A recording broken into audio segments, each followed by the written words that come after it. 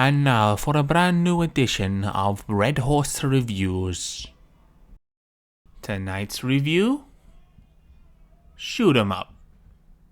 I love Shoot 'em Up. It is the greatest movie ever made, and I will fight anyone who claims otherwise, because the hero eats carrots, my favorite food. Any other movie is such a piece of shit in comparison that they are worth considering the ruination of society as we know it over, and if you haven't seen it you deserve to go into debt and be treated like a fugitive. I love Shoot 'em Up. It is the greatest movie ever made, and I will fight anyone who claims otherwise, because the hero eats carrots, my favorite food. Any other movie is such a piece of shit in comparison that they are worth considering the ruination of society as we know it over, and if you haven't seen it you deserve to go into debt and be treated like a fugitive.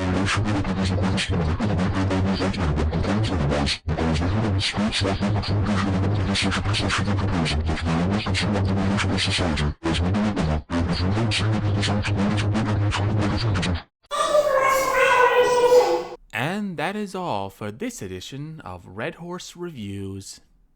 I just learned this movie exists not too long ago, and I had to get this joke out of my system.